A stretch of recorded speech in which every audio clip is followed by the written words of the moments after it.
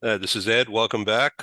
This is a special edition of Global TV Talk Show. As you could see, the logo is a little bit different today. I'm bringing back an old brand from the print glossy magazine days, Global HR News, which focused in on corporate, of course, HR and cross borders. Now, this includes across state lines in the US as well as international, because states have different laws about real estate. And that's the theme of what's going on right now in the mobility industry, with a change of approach to commissions and how that might impact the relocation industry. With us today is Christian Ternedin, who's a longtime professional within the mobility business, and also Dr. Ken Lloyd. So I assume you have real estate in your background as an owner, being in a prosperous area of San Fernando Valley. And welcome, Ken. Thank you. It's always a pleasure to join the group. Yes. So have you been relocated in your career? I relocated from Northern Cal. It was early on in my career when I came down here for grad school, and found that the relocation, I think, as a student, is a lot easier. You know, you are single, you have a suitcase, and you're on your way. So it was a rather simple transition. The bigger transition was to go from San Francisco to Los Angeles, which are two very different cities. They certainly That's were at the that's time. for sure. Yep. Yeah, that's for sure. Okay, and so Christian, you have mobility in your blood, so not Yes. just in background. Tell us about it. So I was born in Germany and moved to Switzerland when I was 9 years old, to the German-speaking part of Switzerland, because my dad is German, my mom's Swiss, and she wanted to be closer to her family. So I experienced firsthand what it's like to move as a child, particularly if you move to a small town in the Swiss countryside with all the natural beauty, but definitely all the biases and the closed-mindedness of the people that you can imagine there.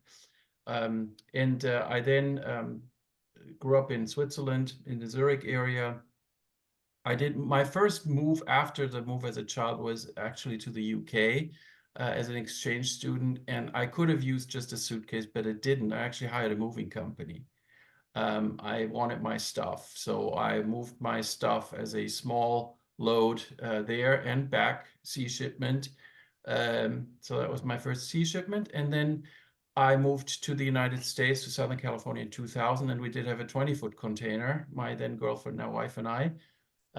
So yeah, I experienced all that stuff before I even got into the mobility property industry properly. But I had also taught expat advanced business German in Switzerland, which was, of course, language services, but I didn't know that existed as part of the mobility industry either at that point. So I just kind of segued into it, and I've been in it for a long time, as you said, Ed. Thank you. And currently, I'm looking for an opportunity in the mobility sphere. Well, good luck. So Thank my you. personal relocation journey and story is that I wasn't transferred by a company. I transferred myself from Boston, where I grew up, and in 1980, uh, finally did the move to LA, West LA, actually Beverly Hills, on the corner of Beverly Boulevard and Little Santa Monica. At that time, it was a sprawling apartment village. It was a large four-bedroom, an older building, but nice grounds. And that corner has been well, the property was bulldozed, and now there's like $1 billion high rise there. So I didn't partake in any of that games, but while I lived there, it was very comfortable, of course, and that was my indoctrination into LA. which was really interesting. And I relocated a few times, but all within Southern California, and I'm here in San Diego. Actually, I'm in Palm Desert right now, Palm Springs area, in a home that we have at Palm Valley Country Club, which is really a nice place. But I live in downtown San Diego full time, really, and it's 92101 right by Seaport Village. But I have never experienced the pain or the problems that relocatees endure, especially with family who are reluctant to move for one reason or another.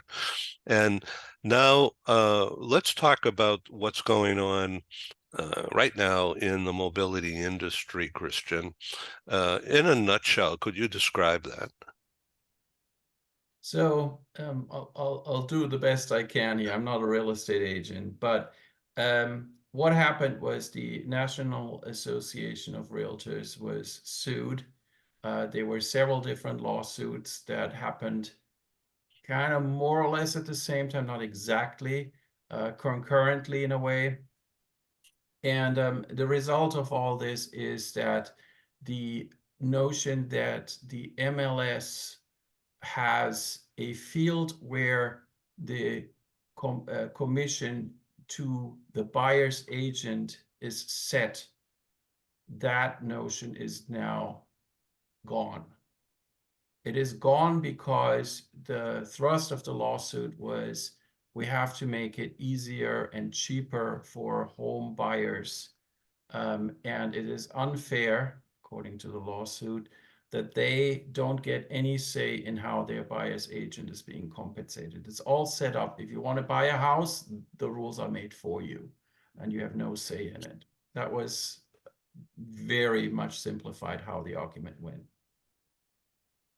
What that means is that it's at this point pretty unclear how the buyer's agent will be compensated and how this is going to work going forward. What most of the people I've heard talk about it, including at the relocation meeting I was just at, Teresa Howe's written extensively about it. What most of these people are saying is that there will be a commission agreement, a buyer-broker agreement, which is related, I guess, to a listing agreement in as far as the commission or the amount that the buyer's agent will be paid will be written in there, and that will be what the final agreement is. Now, the buyer could be compensated by the buyer's agent could be compensated either by the buyer directly or by the seller's agent or a combination thereof, but the compensation will never be higher as what's in this agreement. That's a very important notion. So there are a whole bunch of problems, and there's no, in that sense, answer yet. There's a whole lot of people thinking about what the answer might be, and there are several different answers at the same time as well, depending on the locality and the scenario. But one of the answers will be that the buyers will have to start thinking about how do I compensate this agent, particularly because we already know they can't roll that compensation into their loan. That's already ruled out. So one of the concerns is that first-time buyers or buyers that don't have a whole lot of money to come to the table with will definitely be at a disadvantage. Also considering that mortgage rates are very high and that you may have to come to the table with more money to keep your mortgage rate at a affordable rate, the affordable payment. So they might be losing out. Questions what to do about that. And then as far as mobility goes, how do you then adopt your policies? That's for the companies that are moving employees. And then for the relocation management companies, how do you get compensated? How does the referral process work? How does all that work? financially, which then in turn will have an impact on the pricing that they charge the client contacts. And I hope that made sense, but that's kind of my understanding at this point as somebody who's just getting into the weeds here. It's really complicated, and I'm not sure I understood it, but I'm going to have the transcript and I'll read it also. Dr. Ken Lloyd, what do you think of all this? It's so interesting. I know it's so hard, particularly for younger people today, to buy a home in many parts of the country, certainly out here in California. It's all but impossible if you're in any of the major metropolitan areas. It is just so difficult between the prices and where interest rates are now. And it's so interesting, Christian, I didn't realize until you mentioned this, that it's going to be even more difficult because they'll have to come up separate from the loan with a fee, a negotiated fee for the brokers. I sort of maybe naively thought that part of the motivation behind these changes would be to make it easier for homeowners, young homeowners, home buyers to get into the market and do this, but that sort of is making it a little bit more difficult at the same time. That I did not realize. Well, the way to think about this is the buyer's agent has to be paid by somebody, right? And once you have that, then you work backwards. Okay, so how does this work? Where's that money going to come from? It's going to come from somebody. So it can either come from the buyer, and then you run into what you just said, or it will come from the listing agent, in which case, how does this agreement work? How do, which homes are going to be shown at what kind of split? Because right now it will all be negotiable. And the buyers may or may not have to come out of pocket to pay their agent. Maybe the agent is, just like now, being paid by the seller indirectly, but it's not a given anymore. Mhm. That's the big change. It's not a guarantee anymore. So all of this results in a corporation saying, what are we bothering moving people? Let's just stop and see what happens. Right. And that could be that could be definitely one outcome, which would not be a good thing for our industry, right? Another thing that I've heard being proposed by several people as an idea, and that's what I would look into if I were a corporation, is to say, we don't want to get into the weeds, so we just allocate an amount of money for real estate, and that could be home sale, could be home purchase, it could be either or, and we know that we'll have to gross that up. So the bottom line number is what we allocate and set aside, and then people can figure out what they want to do with this. If they buy and sell real estate, they will be reimbursed based out of that bucket, if you will. That would be one way to do it, but even that has a lot of downsides to it. So that'll be grossed up, meaning that'll be income to whoever they give it to. Right. Home Right. purchase, anything you pay anyone who relocates to compensate them for the home purchase, by definition, is income. So you gotta either tax assist it, or they get it less tax, which they don't want, right? That's a big hit. So what was the discussion recently at the relocation meeting you attended? Did any company say, we've been told to stop relocating people? No, there was I didn't hear anything from any client about this. What we heard was a very successful broker explain what I just tried to summarize as well in a lot more detail, with more scenarios. But at this point, what I'm seeing is that the industry and a lot of corporations are still trying to figure all this out. They've heard about it being impactful. I think most people now know that, but that doesn't necessarily mean that they know what the impact to them is going to be. And there's quite a few people that are writing, and if you go on LinkedIn, Teresa being one of them, few people that write extensively about what this could mean for a corporation. And there's a lot of different scenarios. So what will need to happen at this point is that the corporations first get a really good understanding of what this could mean for their policy and their strategy, their mobility strategy, and then figure out what to do about it. And again, yes, Ed, one possible answer could be we stop relocating people, or we will keep relocating people, but they're getting lump sums. You know, why bother with all this stuff? If you're a renter and you have a ton of stuff to move for your household goods, well, then that's where the money might go. We don't care. Here's money. I see. Boy, that's interesting. Okay, so let's put this aside for a moment. Ken, what are you working on now? I understand you're rewriting one of your books.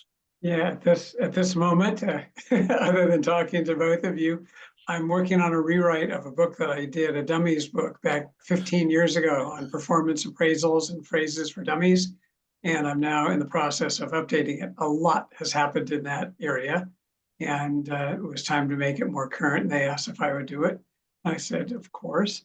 It's interesting, about half the book is really the process of what's gone on and what's changed, continuous feedback, forward focus, those kinds of things. The other half is phrases. They like to have phrases in there for managers to use, from exceptional to marginal, what to write. So the first book had around 3,200 phrases. This one will have around 3,400 phrases. And it's interesting, you get into a mindset when you're writing them and you start talking that way. Tries hard, but could put it in more effort or something. You know, just all these phrases that just carry on. No, make it a sentence. Stop thinking that way. But yeah, it's an interesting project. They're very good people to work with. So that's kind of the focus of a lot of my time at this point. Right. So are they paying you to do that as publishers? Yeah, as a rewrite. It's not like for an original or new book, but they're paying as a rewrite, and then they do residuals based on the sales. Yeah, interesting, isn't it? Wow. Yeah, Yes, go ahead. I was going to say it's an opportunity for me to learn, if you will, more about the process. Even though I've consulted in this area and worked with companies on these, it really was forcing me to get totally current, which I enjoy. And I do read a lot and stay current, but things change very quickly. And this just said, okay, get up to 100% in this as soon as you can. So it's a bunch of research, which is fine with me, and then to go from there.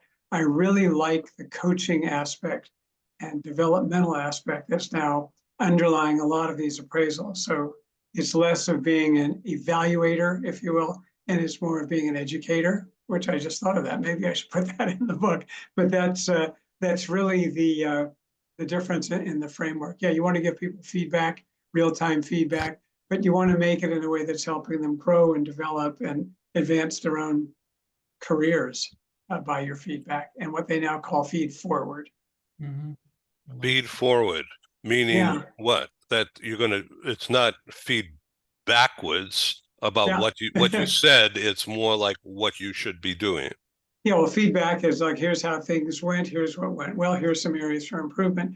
Feed forward is, we're looking forward, let's talk about how to make these kinds of improvements, whether it's through training, whether it's through my guidance, whether it's through programs, classes, podcasts, degrees, certifications. How can we work with the employee to help that individual advance, if I'll use a plural, their goals and get to where they want to be career-wise? So what about the generational change?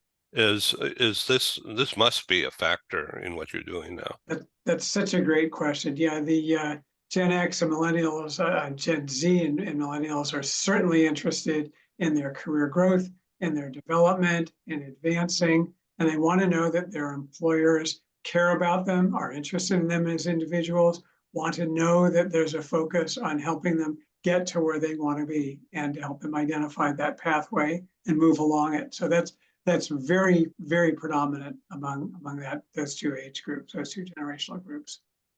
Now, also, is this just for Americans, or can would people in other countries pick up on this? Oh, yeah, it actually has an international appeal to it. Countries around the world look to figuring out ways how to provide productive and useful feedback to their employees and to the members of their various teams and what to do. I remember on the first draft, I believe it was in Taiwan, I had read an article that the prime minister, president of the country is working on performance appraisals and I wasn't sure how to do it. So I sent him a book and got a very nice note back from one of the assistants over there saying, oh, this is very helpful. We appreciate it. But yeah, so yeah, there's an international appeal to it as well. Fascinating. Okay, Christian, what say you about what Ken is working on? Oh, well, as an operations manager, I had to do performance appraisals quite often. And to me, yes, the coaching element is definitely more important. I believe that if you're in the mobility industry where there's so few people overall, you can't afford to just hire and fire.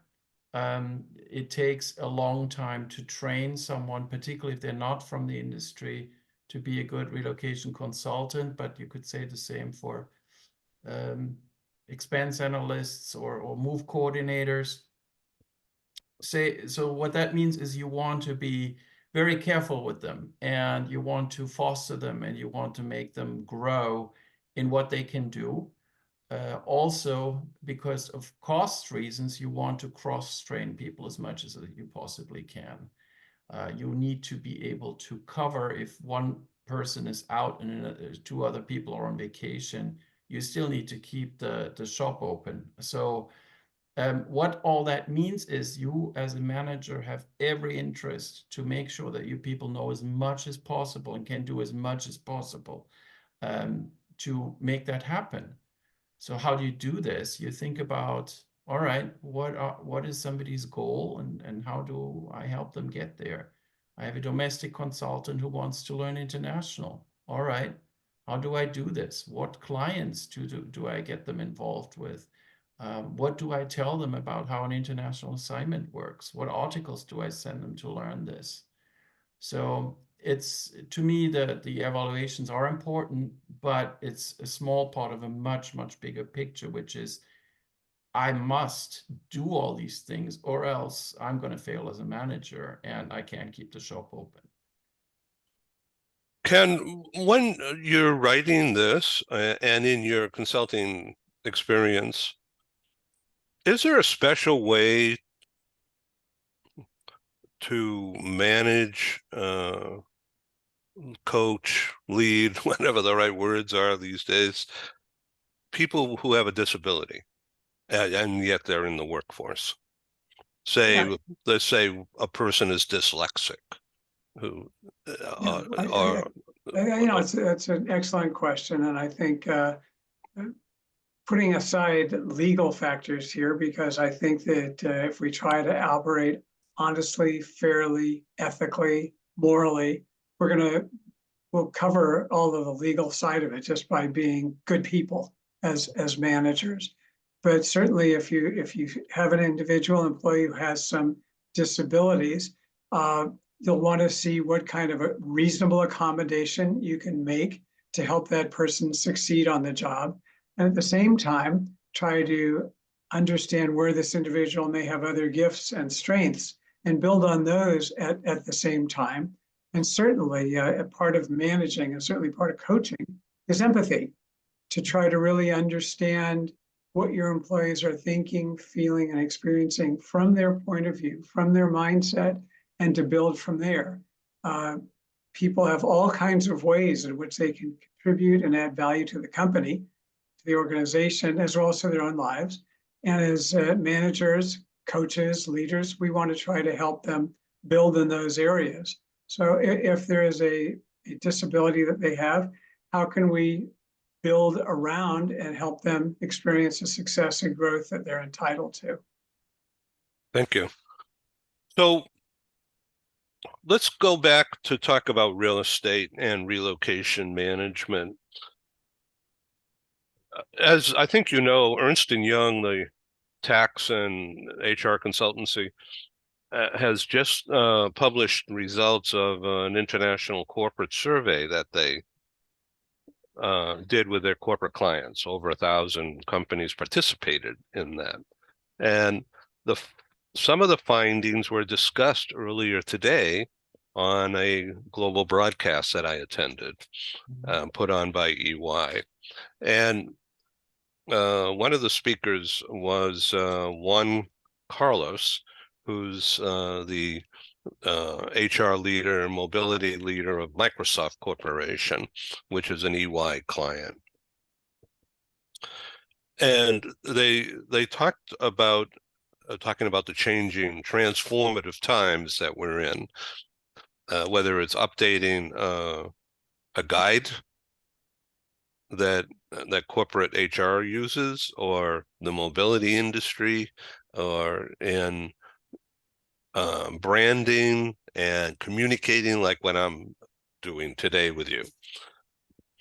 So the two biggest challenges that came out of this morning's edition was the explosion of compliance issues from lawsuits and from legal findings, tax and legal, immigration and personnel. And so what's happening in the real estate mobility business right now, with the argument about how a commission is going to be paid and the impact on ongoing operations, nobody knows what's going to happen. It's going to be negotiated. But Christian, the idea that you came up with earlier about lump sum,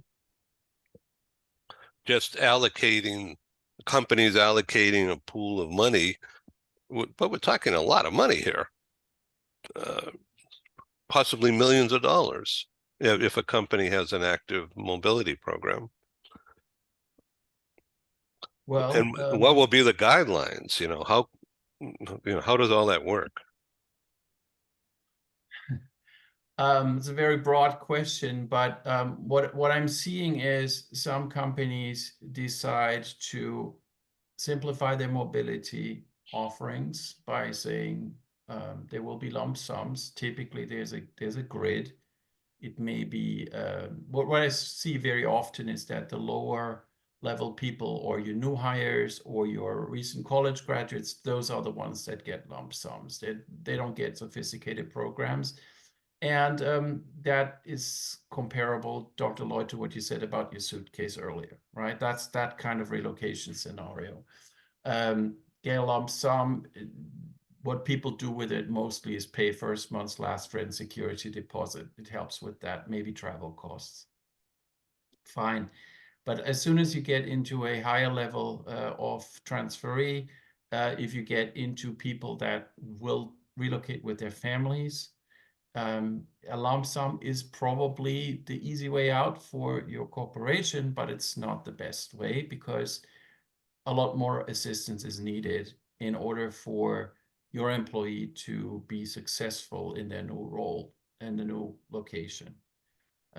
And where do you draw the line, right? And then, yes, Ed, how much money do you want to spend per person, per transferee, typically based on what their level is, but not necessarily. You have to tally all this up. So you will have to be very careful about this and figure this out. And when real estate is involved, you can decide, like I said earlier, whether or not you want to engage and say we have to pay people to buy and sell their houses. They're not, otherwise they're not going to move, or you come up with a different option, which is you just give them money and let them do their thing. But all of this is like it's a big lab full of chemicals, and you're kind of pouring together various chemicals and see what happens. And if it explodes, then that was wrong, right? So what also came out of this broadcast with EY and Microsoft this morning was to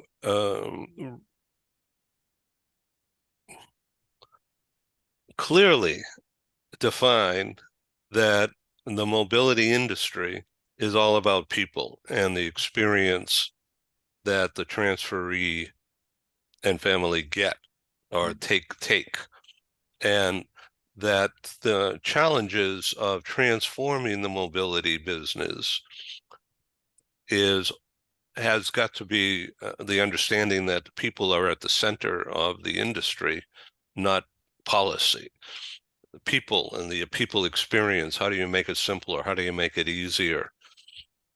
And from the company's point of view, how do you control costs in doing Right. that? So it sounds like it's the same story, whether it's in a tax firm or in a mobility firm or in an education point of view, which is essentially what I see you doing, Ken, is educating corporate managers on how to talk, how to act, and from the phrases and the conduct of a meeting. It's fascinating changing times that we're in, but it's an old story. To what extent, Christian, do you think that AI can help companies or the industry solve thinking problems about what to do next in some kind of a linear way? Because the AI is like a linear tool, isn't it, Ken? I mean, it's just going to do something that's machine logical. I would say yes to that question, and I would I'm too. interested in Christian's response. So I've been thinking about this in the last few days because you hear a lot about AI, we got to incorporate AI, and I don't see a whole lot of examples of what you do with it and how that would work. So the best example I can think of, and I have seen this a little bit, is when you have to gather a lot of information very quickly to come up with something that you can use to answer the question that you yourself are thinking about. So for instance, if I were a transferee and I had a 40-page policy document, old school, here's a 40-page policy document, and I need to find out the answer to a specific question, I could contact my relocation consultant, and the relocation consultant would hopefully know the policy well enough to say, yes, it's on page 32, paragraph 2C, but you have to apply it this and this way in your scenario. That's what I would have expected a member of my team to be able to do. With AI, hopefully the transferee can just ask the question, and AI, reading the policy, spits it out, and then follow-up question, how does this apply to my situation if, and then a list of criteria, boom, and there's an answer. Now, the answer may not be perfect, but that almost doesn't matter. What AI see doing right now is to help you get off the problem of the blank page, as it were, be it literally or be it figuratively in your mind, where you have no idea how to even start answering a question. AI will give you stuff. Now, the question is, what do you do with it? And can you just take this at face value? And I think that, to answer your question, that's where AI comes into play right now. Summarizing a lot of documents, gathering data, benchmarking. AI can read a lot of documents very quickly and synthesize them. That's what AI can do today. And that's where you can use it, I think. I would like to talk more to people that are actually using this and tell them, so what questions have you answered lately with it? That's an interesting idea. I will organize a program with one or two people that I know would be interested in discussing that.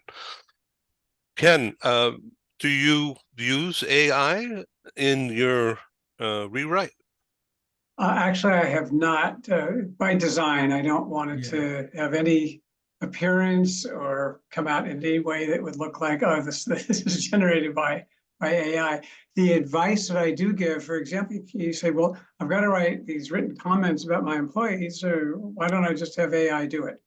The problem is that it will not capture all of your individual human personal aspects in terms of your relationship with that individual employee. And AI, and research has found it, has some inherent, if you will, biases in it. If you say, I want to write a job description for a receptionist position, it will come back she, her. That is still in there.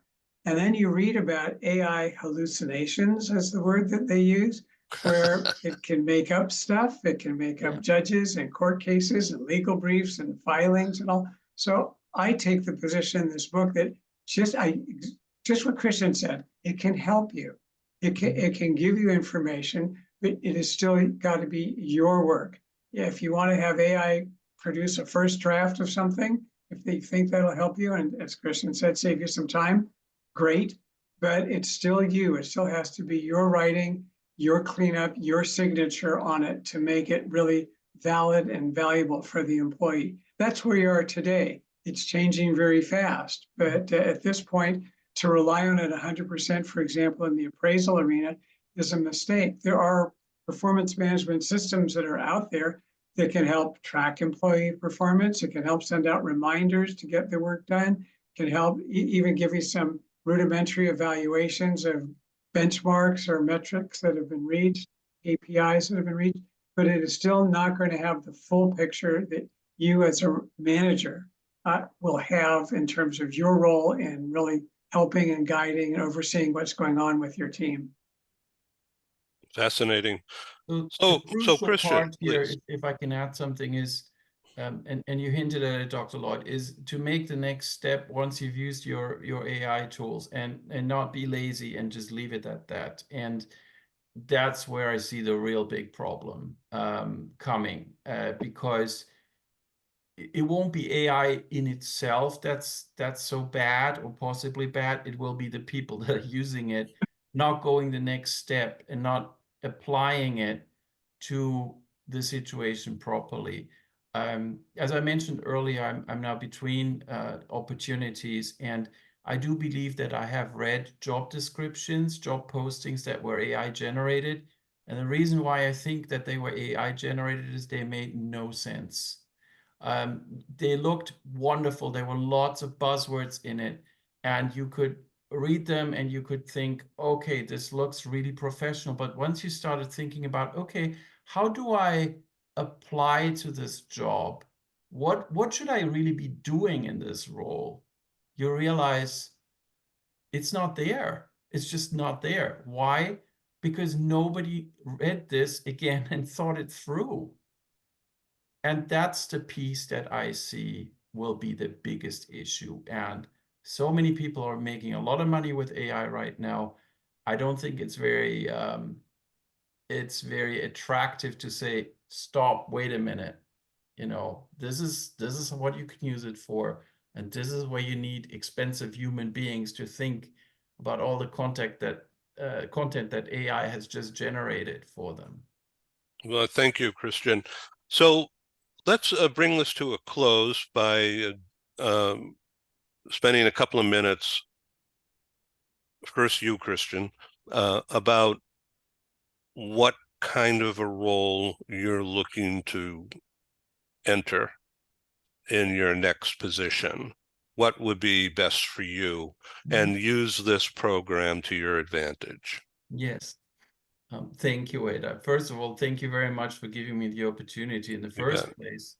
What I'm looking for is to take on a more advisory role. As I mentioned, I've been in operations for a very long time, including performance evaluations, the whole 9 yards. And what I would like to do now instead is to think more about policy, to think about strategy, to think about my tagline is, I know what works and what doesn't in mobility because of the practical experience I have.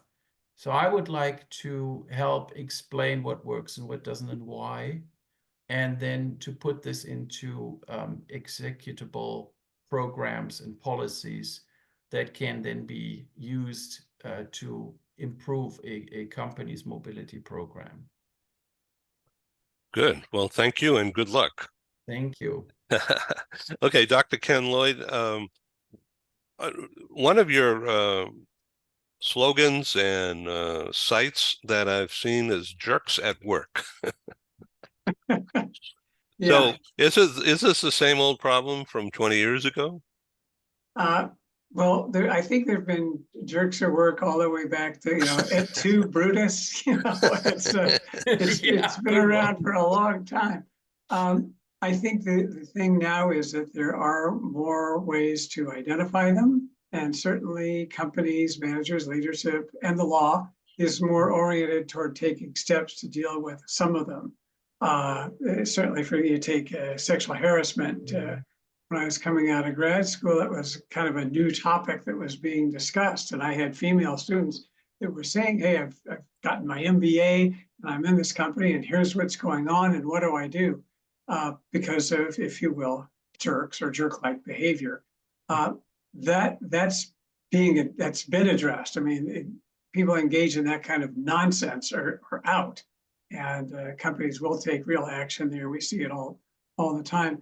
But yeah, there are still people there, some of the bullies, the nonstop talkers, those that just insist on having everything done their way, those that shirk responsibility. And I think people today, and you even mentioned, Gen Z, millennials are far more inclined to say and do something about it. This notion of suffering in silence or just bear with it or you get used to it, that's old time thinking. So I think that fortunately, there's less opportunity and the arena is a lot smaller for people to engage in jerk-like behaviors. It's out there, it'll be out there. There are people that bring various personality traits where they're always right no matter what, and they have to take all the air out of the room and deal with it. That's still out there, but people are far more inclined to step up and deal with them today than they were. So I think that's probably the best development in terms of the whole jerks in the workplace at this time. Great. Thank you very much, Dr. Ken Lloyd and Christian Ternedin. I wish you both really well. And please come back and do another show. I think the idea that we discussed earlier about AI is a really good idea for a program. Yeah, I'll keep you informed. Thank you very much. I appreciate that. Great. Okay. Thank you. Thank you. Great to Thank see you. both of you again. Likewise. Thank you. Have a Bye. nice day. Bye-bye. Thank you. Bye-bye. Thank you. Bye-bye. Thank you.